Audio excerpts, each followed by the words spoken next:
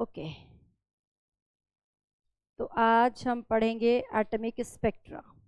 Heading लगाइए atomic spectra.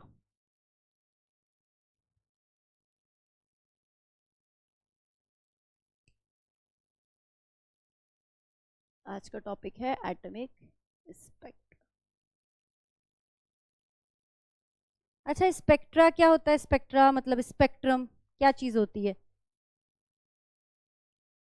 Band of the 7 colours. हाँ, जब आप क्या करते हो, प्रिज्म में से किसी लाइट को इंसिडेंट करते हो तो वो क्या होती है, 7 कलर्स में डिवाइड हो जाती है। उसको भी हम स्पेक्ट्रम बोलते हैं, विबग्योर जो हमारा होता है ना। तो वो वाला जो स्पेक्ट्रम होता है उसमें आपने देखा होगा कि एक कलर दूसरे कलर के साथ ओवरलैप हो रखा होता है, कोई प्रॉपर डिमार्केशन नहीं होती ना हर एक कलर के बाद। इस तरह के स्पेक्ट्रा को हम कंटिन्यूअस स्पेक्ट्रा कहते हैं, राइट? तो लिखो, VIBGYOR is a continuous spectra. हम यहीं से स्टार्ट करते हैं। ये तो सब आपको पता है कि डिस्पर्सन होता है, प्रिज्म में से निकलती है, वो सारी चीजें लिखने की जरूरत नहीं है। जो डिस्पर्सन के बाद बनता है विबग्योर, ठीक है। VIBGYOR is a continuous spectra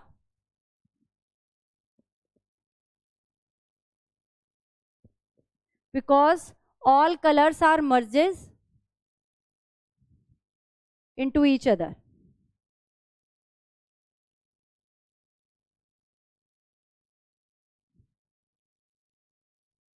All colors are merges to each other.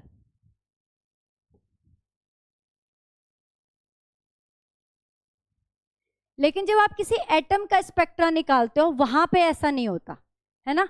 वहां पे पर्टिकुलर लाइंस मिलती हैं, आपको डिफाइंड लाइंस मिलती हैं। लिखे, but spectra of atom are not continuous,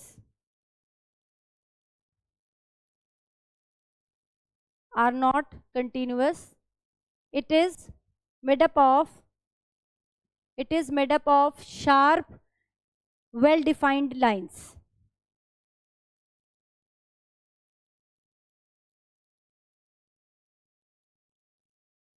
Sharp well defined lines. It means ये कैसा स्पेक्ट्रा हुआ?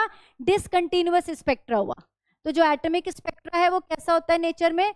डिसकंटिन्यूअस स्पेक्ट्रा होता है। हमने दो तरह के स्पेक्ट्रा की बात की यहाँ पे, एक कंटिन्यूअस स्पेक्ट्रा और एक डिसकंटिन्यूअस स्पेक्ट्रा। कंटिन्यूअस आप देखते हो जब आप विजिबल लाइट को पास करते हो प्रिज्म में से, जब डिस्पर्सन होता है ना, उसे कहते हैं कंटिन्यूअस स्पेक्ट्रा। जब हम एटम का स्पेक्ट्रा निकालते हैं that is discontinuous spectra, because यहाँ पर वेल डिफाइंड आपको क्या मिलेंगी? लाइंस मिलेंगी। अब इस स्पेक्ट्रा की अगर हम बात करें एटॉमिक स्पेक्ट्रा की, तो ये दो तरह का होता है। एक होता है एमिशन स्पेक्ट्रा, एमिशन स्पेक्ट्रा और एब्जॉर्प्शन स्पेक्ट्रा, ठीक है। एमिशन स्पेक्ट्रा और एब्जॉर्प्शन स्पेक्ट्रा। जब कोई लाइट का रेडिएशन होता है ना, एनर्जी मिलती है किसी सब्सटेंस को, वो एक्साइटेड स्टेट में जाता है, फिर वो एनर्जी को क्या करता है? रेडिएट करता है, बाहर निकालता है। तो जब हमें वो इस तरह का स्पेक्ट्रा मिलता है, उस तरह के स्पेक्ट्रा को हम क्या कहते हैं? एमिशन स्पेक्ट्रा, ठीक है। उसमें क्या कर रहा है? एनर्जी को एमिट कर रहा है बाहर वो। यहाँ पे आपको क्या मिलेंगी? कलर्ड लाइंस मिलेंगी। जैसे अगर आप सोडियम का स्पेक्ट्रा निकालते हो तो वहां पे येलो कलर की लाइन मिलती है। तो हर एक एटम पर डिपेंड करेगा, स्पेसिफिक स्पेक्ट्रा होगा, एटम टू एटम वेरी करेगा कि आपको कितनी वेवलेंथ की वहां पे लाइंस मिलेंगी, ठीक है। वो जो लाइन मिल रही है स्पेक्ट्रा के अंदर, जिसे हम लाइन बोल रहे हैं, वो क्या है? वो एक्चुअली एनर्जी बैंड है ना, वेवलेंथ है ना, डिफरेंट डिफरेंट वेवलेंथ की लाइंस है ना ये, है ना। और अगर आपको वेवलेंथ इन लाइन की पता होगी तो आप इनकी एनर्जी निकाल सकते हो hc/λ से। बोलो, ये बात समझ में आ रही है? तो इस तरह से यहाँ पर आपको जब कलर्ड लाइंस मिलती है तो उसको हम एमिशन स्पेक्ट्रा कहते हैं। But in case of absorption spectra, यहाँ पे क्या होगा कि कोई स्पेक्ट्रा है, उसमें आपको जब ब्लैक कलर की लाइंस मिलेंगी, ब्लैक कलर के बैंड्स मिलेंगे। वो क्यों मिलते हैं ब्लैक कलर के बैंड्स? क्योंकि उस जगह की जो वेवलेंथ है वो अब्जॉर्ब कर दी जाएगी उसी सब्सटेंस से। देखो, अगर एमिट होगी तो आपको लाइन मिलेगी, कलर्ड लाइन। अगर इसी वेवलेंथ को ना अब्जॉर्ब कर ले वो सब्सटेंस, तो ये लाइन यहां दिखनी बंद हो जाएगी, क्योंकि इसने इस रेडिएशन को अब्जॉर्ब कर दिया है। उसकी जगह पे, कलर की जगह पे क्या आ जाएगा? ब्लैक कलर की खाली जगह आ जाएगी। जैसे अगर मैंने ये स्पेक्ट्रा बनाया, इसमें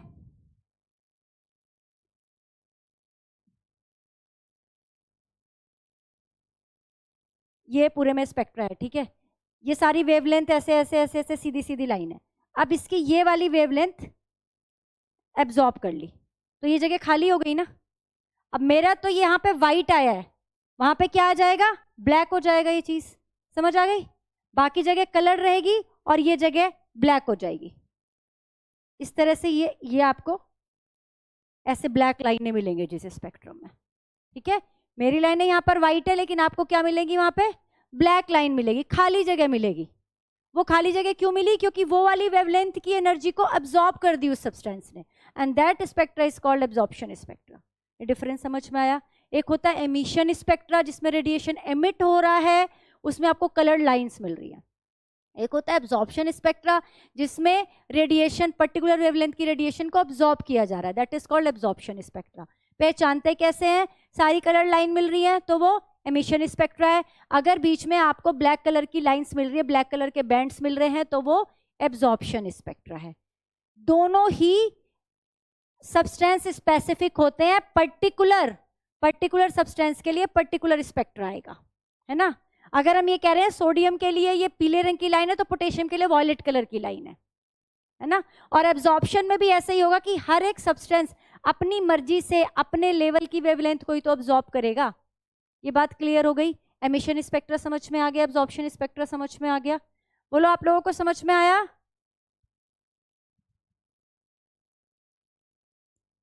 एमिशन माने एमिट होना, ठीक है। कोई मान लो कोई इलेक्ट्रॉन है, उसे कहीं से एनर्जी मिली एच न्यू। अब ये एक्साइटेड स्टेट में चला गया, या एनर्जी ज्यादा हो गई तो ये एक्साइटेड स्टेट में चला गया। मान लो ये इस वाली जगह पे आ गया। अब इलेक्ट्रॉन जो है एनर्जी एब्जॉर्ब करके ऊपर वाले लेवल पर चले जाते हैं, एक्साइटेड स्टेट में चले जाते हैं। अब वो ज़्यादा टाइम तक एक्साइटेड स्टेट में नहीं रह सकते क्योंकि वो अनस्टेबल स्टेट होती है। सबको स्टेबल होना होता है, तो अगर अब इसको स्टेबल होना है तो ये क्या करेगा, एक्स्ट्रा एनर्जी को रेडिएट कर देगा। ये बात समझ में आ रही है। तो जब ये वापस आएगा तो फालतू एनर्जी जो उसने एब्जॉर्ब की थी उसको रेडिएट करेगा। और जब ये एनर्जी को रेडिएट करेगा, एनर्जी क्या है, hc/λ, अलग अलग पैकेट ये रेडिएट कर रहा है। ये जो लैम्डा है, ये जो वेवलेंथ है, अलग अलग पैकेट में अलग अलग निकल रही है, वही बैंड्स आपको यहाँ पे मिलेंगे। ओके, अब इसमें लिख लो एमिशन डाल, ये लिखा वेल डिफाइंड लाइंस, फिर आगे लिखो atomic spectra is two type, emission spectra and absorption spectra. Emission spectra and absorption spectra.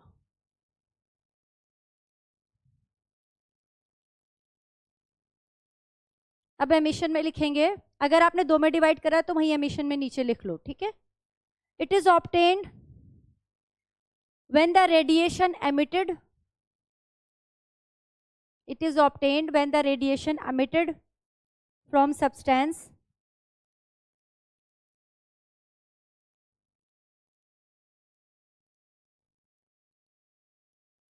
that have absorbed energy.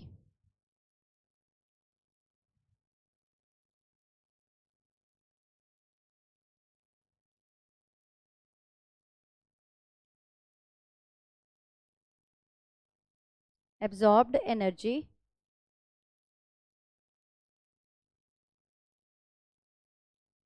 such spectra consist of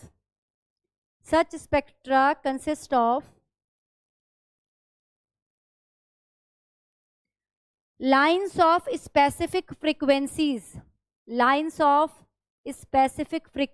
या फिर वेवलेंथ कह सकते हो, फ्रीक्वेंसी और wavelength. Lines of specific frequencies is called line spectra.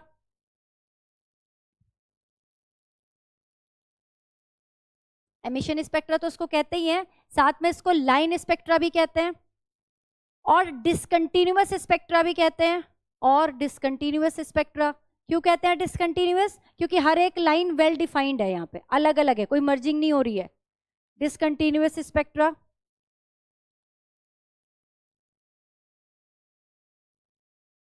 And atomic spectra. इस line spectra को ही atomic spectra भी कहते हैं।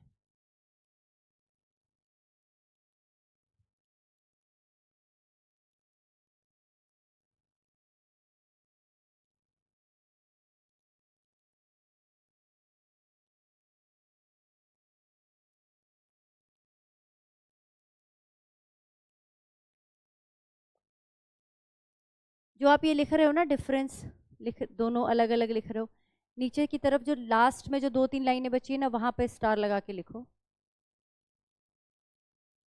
Each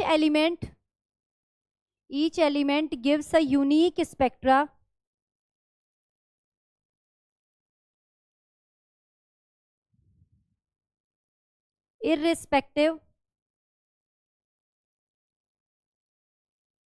irrespective of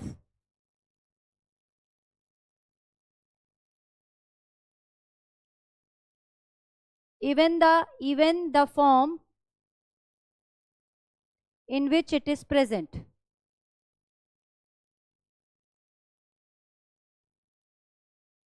In which it is present.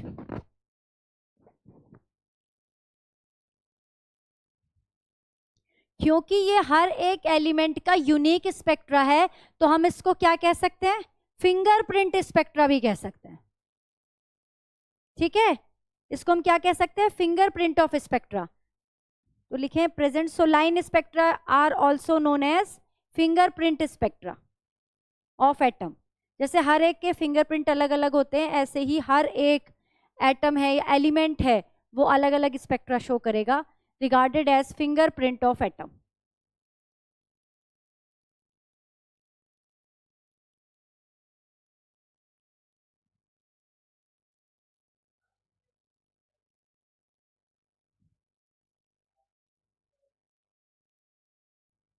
क्या बेटा?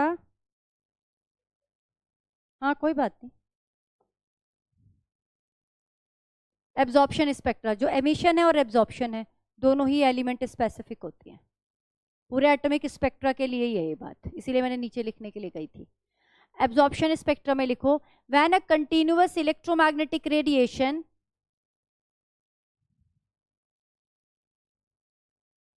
किसी इलेक्ट्रोमैग्नेटिक रेडिएशन को हम पास कर रहे हैं, when a continuous electromagnetic radiation is allowed to pass through a gas or some salt solution.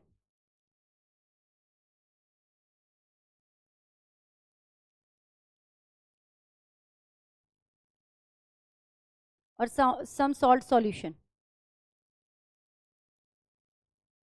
आपने क्या किया? इलेक्ट्रोमैग्नेटिक रेडिएशन लिया, इसको पास किया किसी सॉल्ट सॉल्यूशन से, ठीक है, या किसी गैस से या फिर सॉल्ट सॉल्यूशन से। अब यहां से जो बाहर निकला एमिटेड, इसमें पास करने के बाद जो बाहर निकला, फिर उसको ऑब्जर्व किया, तो उसमें देखा कि भाई जो इलेक्ट्रोमैग्नेटिक रेडिएशन आपने पास की थी उसमें जो बैंड्स बन रही थी, यहां पे जब देखा कि कुछ बैंड्स वो खाली थी, ब्लैक लाइन थी वहां पे, इट मीन्स वो वाली बैंड्स क्या हो गई है? अब्सॉर्ब कर ली गई है बाय दिस सॉल्यूशन। ये बात समझ में आई? यहां पे मान लो ये 1 2 3 4 बैंड्स थी, कोई रेड कोई ग्रीन, इस तरह से बैंड थी। अब जब इस पे सॉल्यूशन में से हमने पास की तो हमें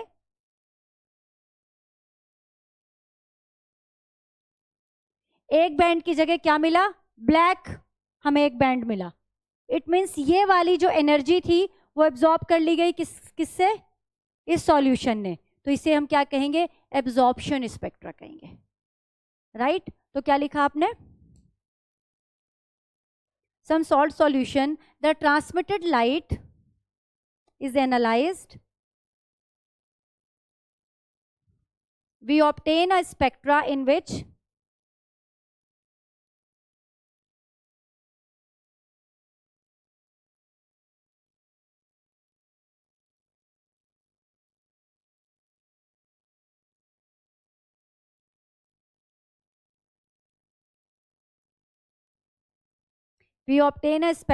which dark lines are observed. Dark lines are observed due to absorption of light.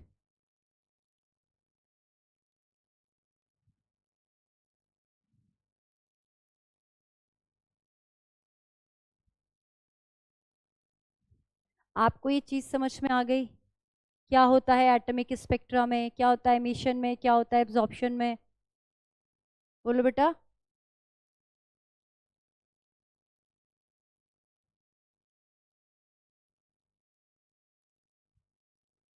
जैसे मेरी वॉइस आप लोगों तक पहुंचती है, आप लोगों की वॉइस भी मुझ तक आनी चाहिए ना।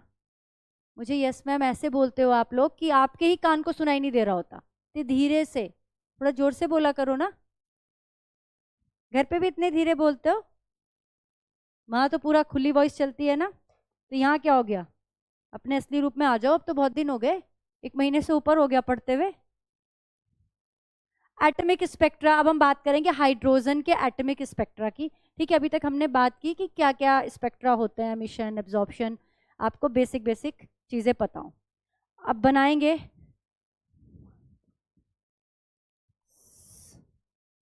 ये हम हाइड्रोजन स्पेक्ट्रा ड्रॉ करेंगे।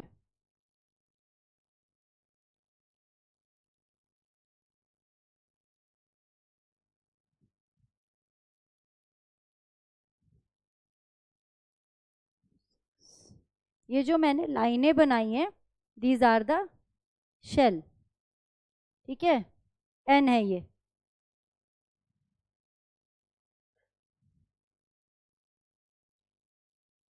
एन इज इक्वल टू 1 है, ये 2 है, ये 3 है, 4, 5, 6।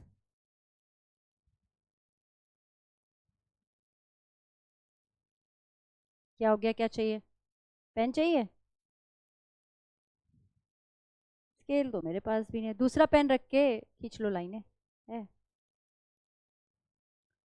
अब क्या हुआ है, जब हम हाइड्रोजन स्पेक्ट्रा बना रहे हैं, हम इसका एमिशन स्पेक्ट्रा बना रहे हैं, है ना।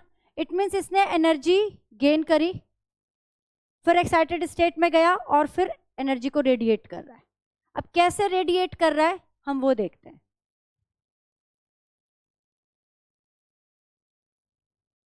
एमिशन यहां से भी यहां आ सकता है ये, है ना। मेन है कि ग्राउंड लेवल पे आ रहा है, अपने से छोटे लेवल पे आ रहा है। ठीक है, यहां से भी आ सकता है, यहां से भी आ सकता है, यहां से भी आ सकता है, और यहां से भी आ सकता है। ठीक है,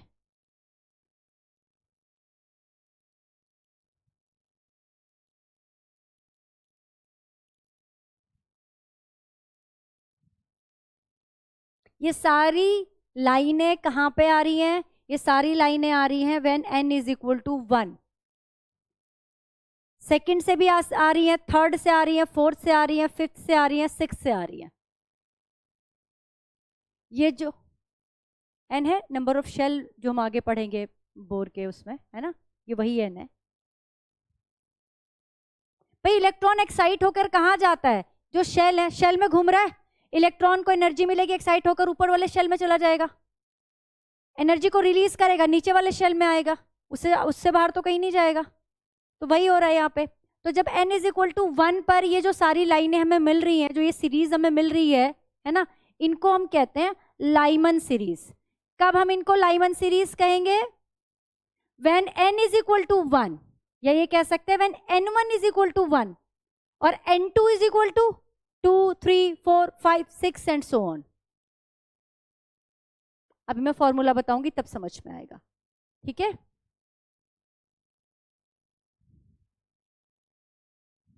लिख लिया? लाइमन सीरीज कहते हैं इसको। यहाँ पे लिख लेना n1 इज इक्वल टू, यहाँ पे 1 है।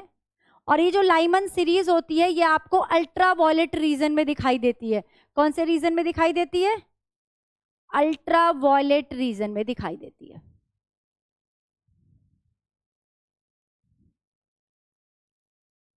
आ रहा है? आपको आ रही है मेरी वॉइस? नोट कर रहे हो बेटा? ओके। अब अगर ये सारी जो रेडिएशन है वो सेकंड शेल पर आकर गिरे,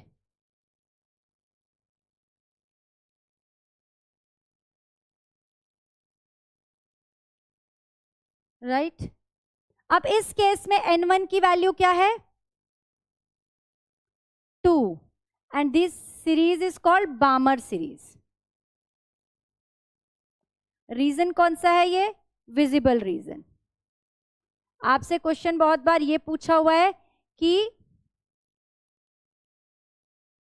कौन सी सीरीज विजिबल रीजन में दिखाई देती हैं? Balmer series.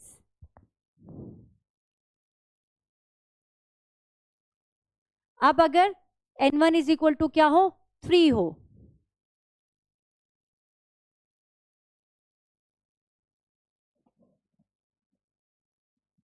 इनको कहते हैं Paschen. n1 is equal to 3 and ये रहती है आपकी IR रीजन में।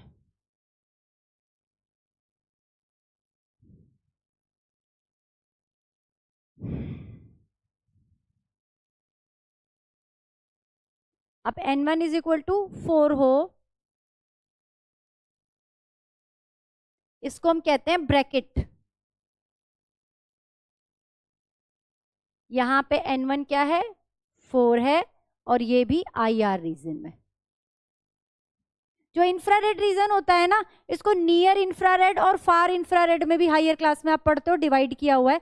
तो आप ये कह सकते हो कि ये नियर इंफ्रारेड में है, ये इंफ्रारेड में, और अब जो नेक्स्ट आएगी वो फार इंफ्रारेड में है।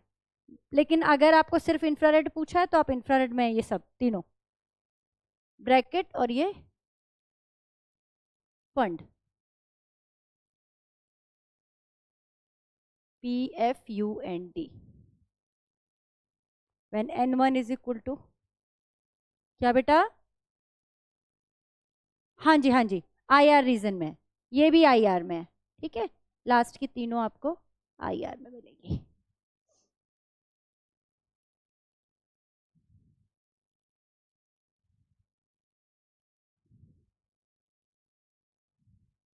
इसके बाद एक और लाइन होती है ना, जो मेंशन नहीं है बुक में, मतलब NCERT में नहीं है। हमफ्री लाइंस होती हैं, हमफ्री लाइंस। जो इससे नेक्स्ट होंगी वो होंगी हमफ्री लाइंस। ये फार IR रीजन में प्रेजेंट होंगी। आप चाहो तो उसको लिख सकते हो। यहां पर n1 की वैल्यू होगी 6। ठीक है, तो ये जो हमें लाइनें मिली, ये जो हमें लाइनें मिली, that is called spectra. Well defined line मिल रही है, एटॉमिक स्पेक्ट्रा कहते हैं इसको, डिसकंटिन्यूअस स्पेक्ट्रा कहते हैं, एमिशन स्पेक्ट्रा है ये।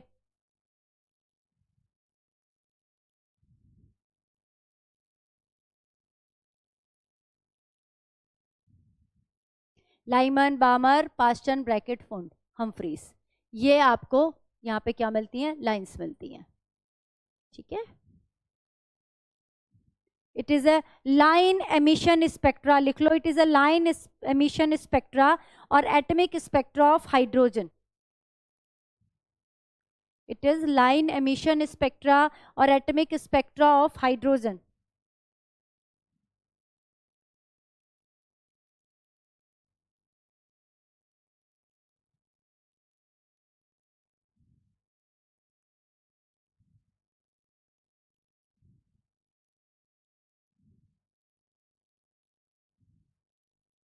ठीक है, इनकी वेवलेंथ निकालने के लिए एक रिडबर्ग इक्वेशन होती है, ये अगर बना लिया हो तो हटा दूं।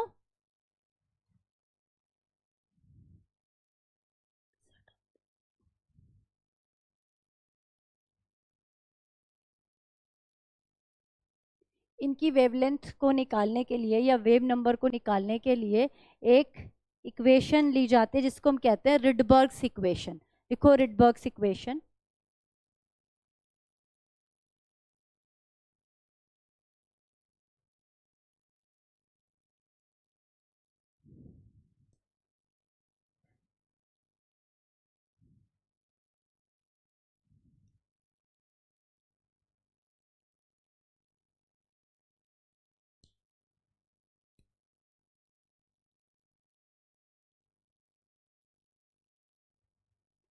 ठीक है, ये है रिडबर्ग्स इक्वेशन। म्यू बार क्या है यहाँ पे?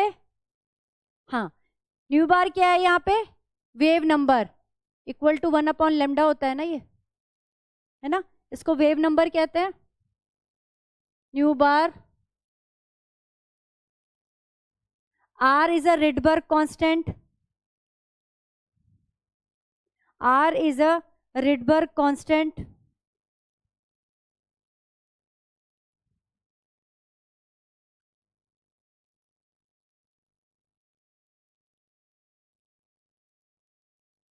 10 की power 7 metre inverse.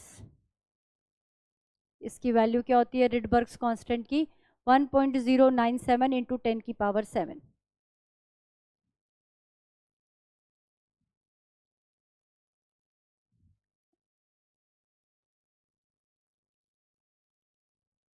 Centimetre inverse में हम ये ले सकते हैं 109677। R is a Rydberg's constant.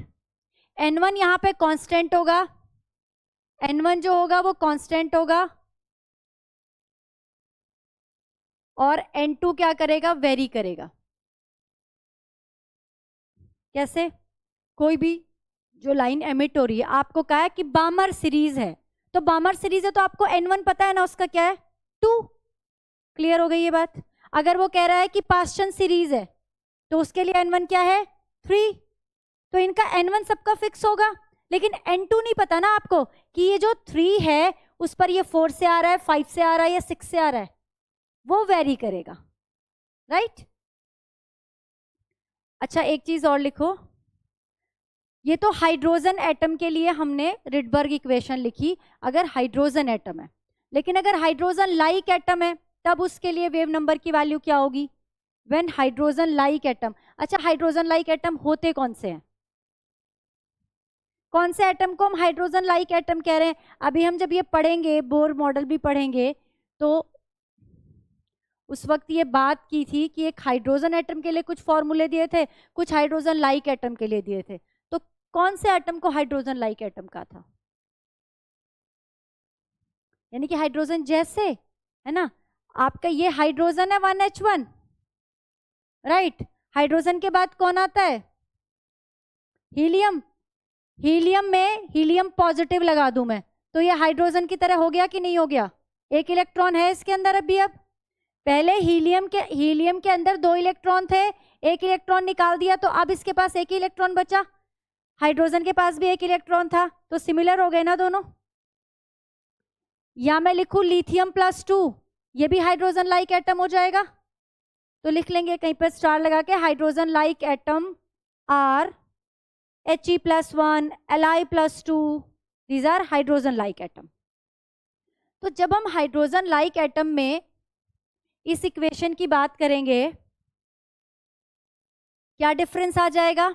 Electron तो सेम है, लेकिन एटॉमिक नंबर तो डिफरेंट है, तो वहां पे एटॉमिक नंबर भी कंसीडर करेंगे।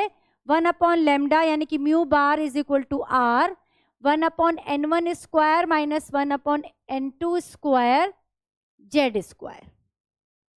तो यहाँ पे हम एटॉमिक नंबर को भी कंसीडर करेंगे in case of hydrogen like atoms, जब हमने हाइड्रोजन लाइक एटम्स के लिए रिडबर्ग इक्वेशन को लिखा।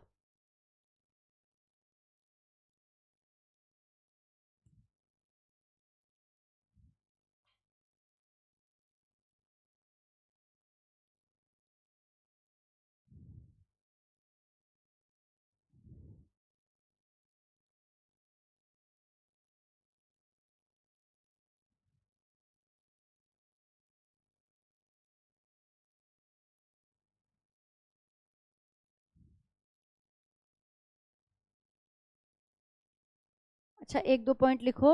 In case of absorption spectrum, बिल्कुल अभी कराऊंगी, बहुत सारे न्यूमेरिकल हैं इसके। तो in case of absorption spectrum क्या हुआ?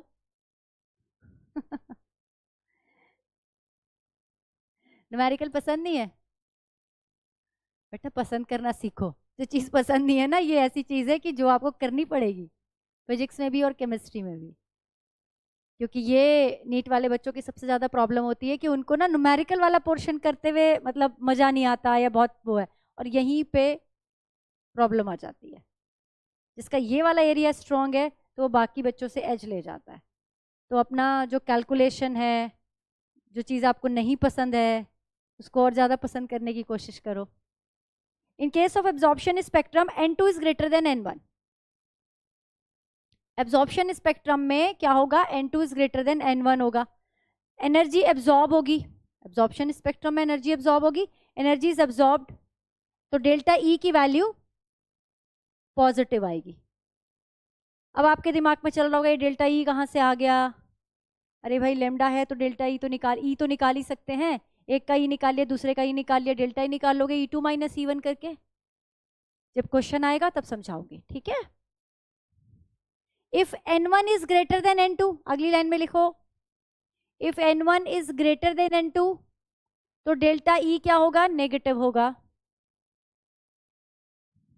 And energy is released.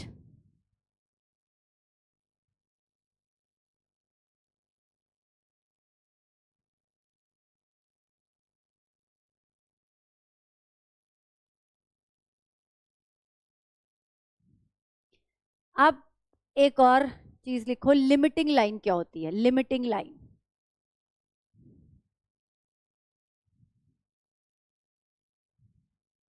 हमने कहा कि n1 कांस्टेंट है और n2 वेरी कर रहा है। अगर ये n2 इनफाइनाइट हो जाए, ओके, n2 की वैल्यू क्या हो जाए? इनफाइनाइट हो जाए, इससे ऊपर तो और कुछ नहीं होगा, तो ऐसी लाइन को हम लिमिटिंग लाइन कहेंगे, है ना। लिमिट खत्म हो गई, अब लिमिटिंग लाइन होगी वो, तो लिखेंगे लिमिटिंग लाइन में the limiting line of any, देखो बेटा, the limiting line of any spectral series,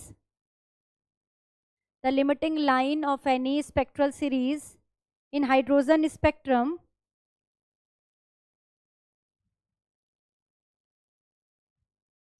when n2 is equal to infinite, when n2 is equal to infinite, this line will have shortest wavelength and largest wave number.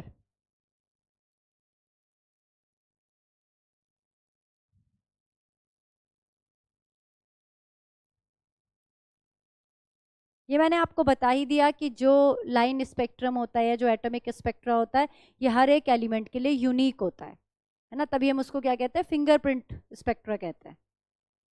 चलो अब इसके question देख लेते हैं पहले।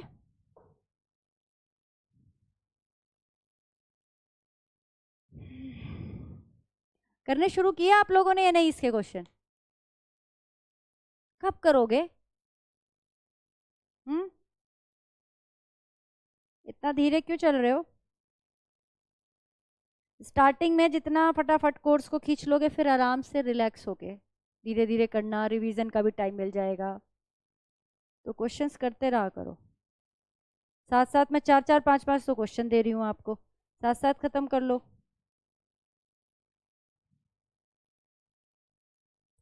Atomic spectra,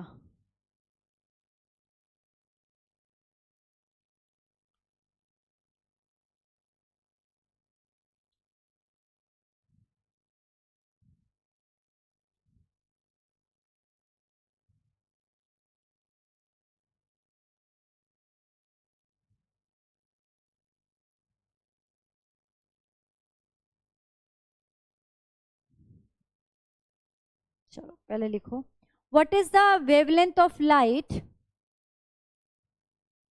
what is the wavelength of light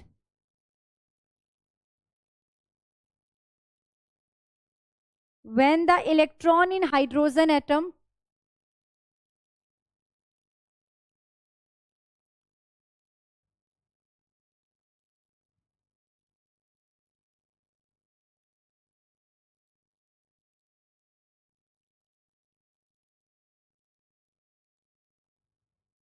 when the electron in hydrogen atom undergoes transition, undergoes transition, इसको transition ही कहते हैं ना, n1 से n2 में जा रहा है, n2 से n3 में जा रहा है, this is transition.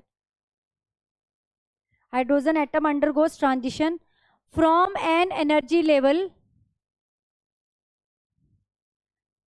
From n energy level with n is equal to 4 to n is equal to 2, 4 से 2 पे गया, ठीक है।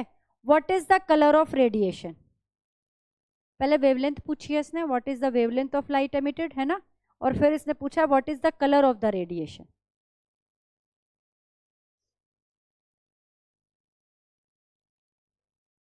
यहाँ पे n1 4 क्यों होगा? n1 यहाँ पे 2 होगा,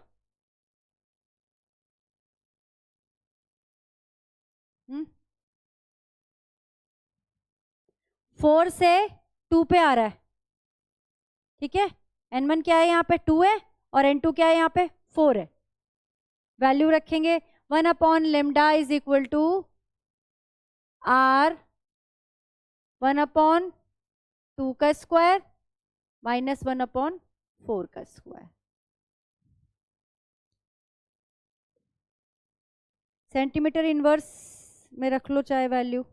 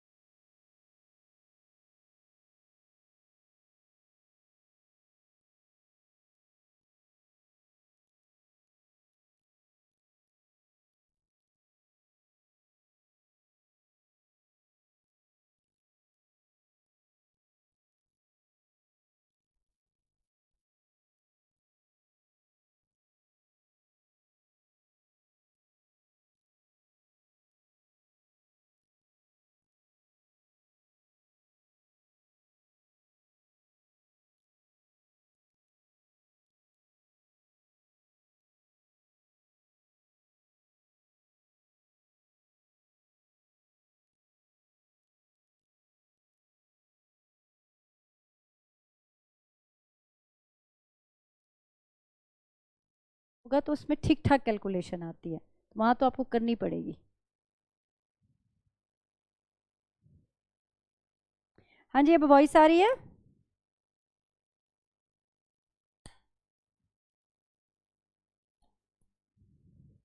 आप लोगों का आया आंसर?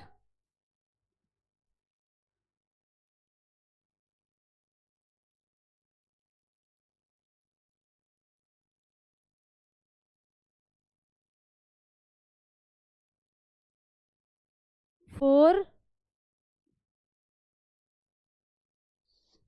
10⁻⁻5 सेंटीमीटर आएगा बेटा।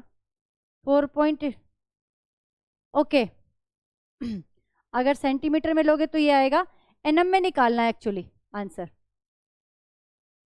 आंसर एनएम में कन्वर्ट कर दो इसको। 486 इंटू अभी और भी कुछ आएगा जब एनएम में करोगे।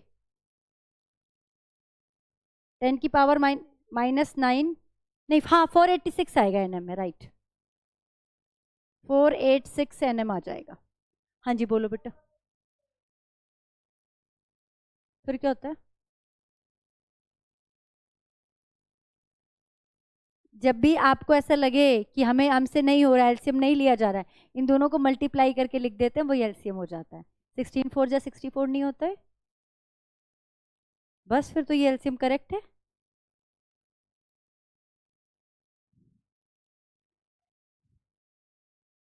किसका? बिल्कुल 16 भी ले तो 64 अगर मैंने ले लिया तो उसमें कोई गलती नहीं है बेटा, आप 16 भी ले सकते हो। ठीक है, क्या कह रहे हो? 16 लेके चलो 16 लेके करवा देते हैं आपको।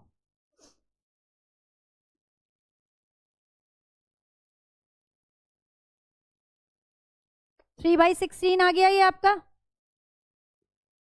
तो ये हो जाएगा 16, अगर लेमडा निकाल रहे हो 16/109677 इंटू 3। इसको रिवर्स भी किया था या नहीं किया था?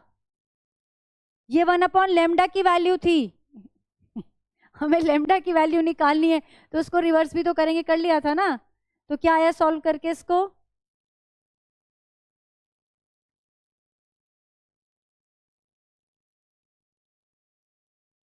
इसको तो भाई पूरा डिवाइड वो करना पड़ेगा।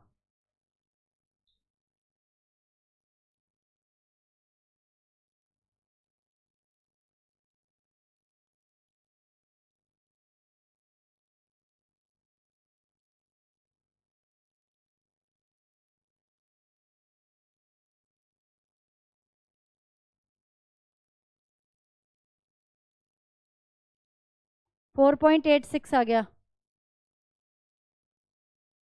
इंटू 10⁻⁻5, इसको डिवाइड करके। मैंने कैलकुलेटर से किया।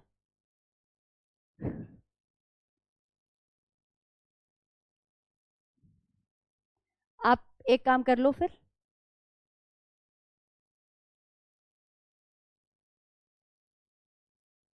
ऐसे कर लो, इसको मीटर में ले लो। एन की तो कोई यूनिट है नहीं, आप आर की तो यूनिट चेंज कर सकते हो, आप इसको मीटर में ले लो तो आपका आंसर मीटर में आ जाएगा, है ना। फिर उसको कन्वर्ट कर लेना है एनएम में। मीटर में आ जाएगा आपका 486 इंटू 10⁻⁻9।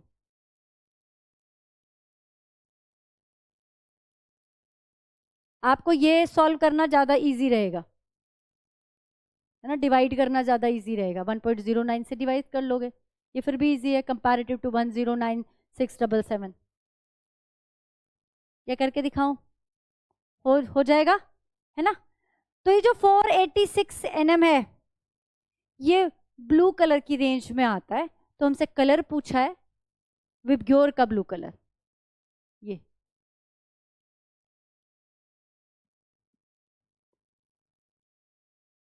ठीक है, तो यहाँ इसका कलर आएगा ब्लू।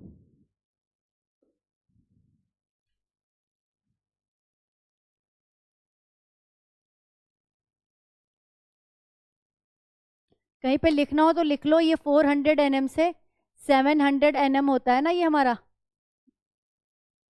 वॉयलेट की 400।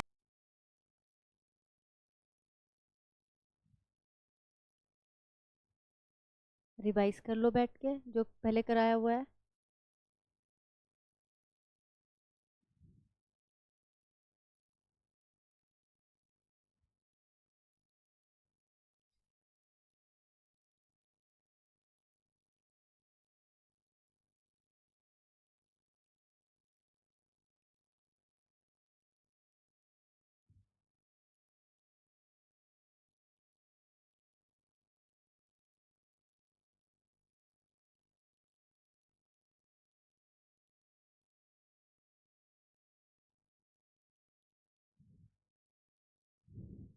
ट्वेंटी 25 और 9 कैल्शियम क्या लिया? दोनों को मल्टीप्लाई कर लो, अगर आपको नहीं पता चल रहा है तो दोनों को मल्टीप्लाई कर दो। आप यहाँ पे ऐसे भी लिख सकते हो 9 × 25, पूरा आप वो 225 भी मत लिखो। अगर आपको कहीं पे मान लो ये लग रहा हो कि हो सकता है कैंसिल हो सकता है, कट सकता है कुछ, और ये ऊपर आ जाएगा 25 - 9 और 1.09 × 10⁻7। 25 में से 9 गए, कितने बचे? 16। तो ऊपर आ गया 16।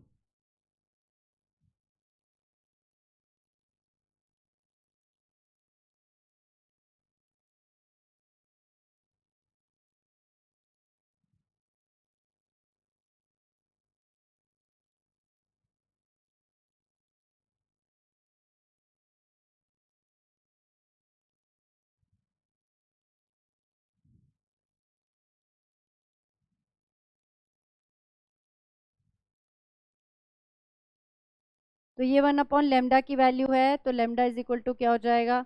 25 × 9 अपॉन 1.09 × 10⁻7 × 16।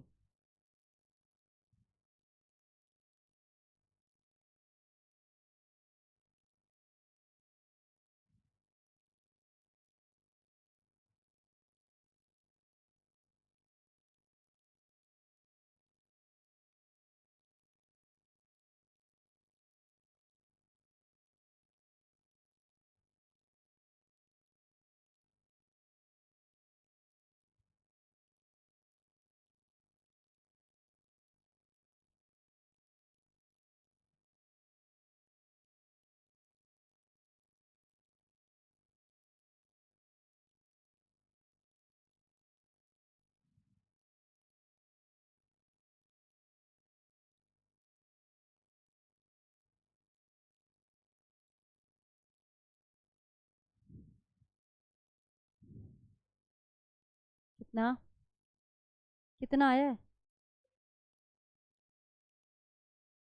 12.8 × 10⁻−7। ठीक है, इसको एनएम में कन्वर्ट कर लो। 128, ये आगे तक 2 तक है एक्चुअली। 1282 × 10⁻−9 और 10⁻−9 हो जाएगा एनएम। अच्छा, मैंने इसको ऐसे, मेरा तो आ रहा था 125, तुम्हारा 128 आ रहा है। तो मैंने इसको पता क्या किया था, 25 जैसे इसको 4 से उड़ा दिया था, 25 चौक 100। और फिर मैंने इसको क्या किया, ये 64 हो गया और 64 से 9 को कर दिया डिवाइड। तो आप इजी वे में भी क्वेश्चन को कर सकते हो, थोड़ा सा अप्रोक्सीमेशन से आप और जल्दी कर सकते हो। 25 4 100। आंसर इसका 1282 nm, 2 nm। अब इसका निकालना है आपको, क्या निकालनी थी? फ्रीक्वेंसी, है ना? और कैसे निकालेंगे फ्रीक्वेंसी? कौन सा फॉर्मूला लगाएंगे फ्रीक्वेंसी के लिए?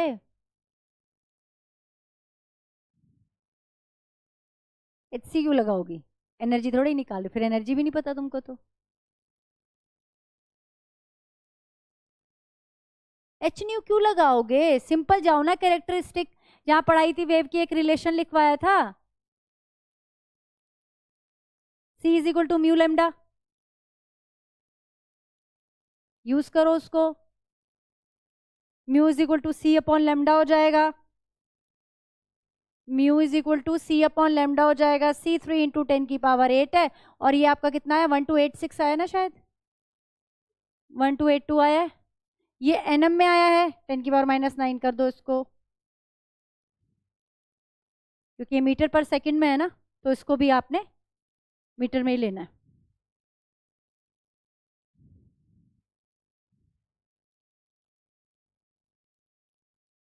अब फिर परेशान हो जाएंगे 1282 से कैसे 3 को डिवाइड करें।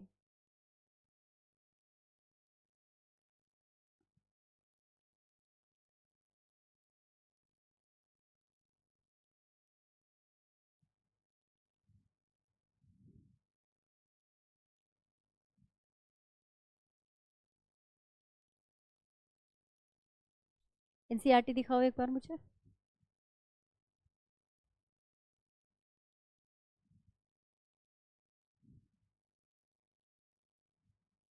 मुझे बताओ कि इसके क्वेश्चन में यही क्लास में कराऊं कि आप अपने आप ट्राई करोगे?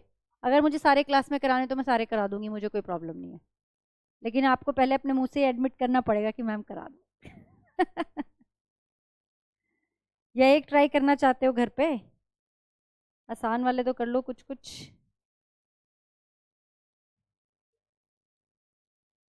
2.3 इंटू 10⁻14।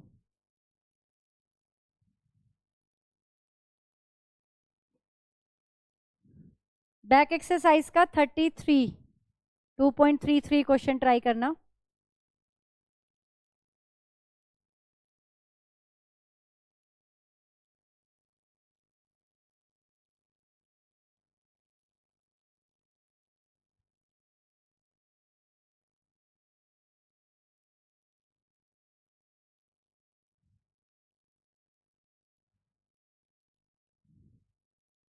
उससे पहले जो भी होमवर्क दिया था वो सारे हो गए आपके क्वेश्चंस?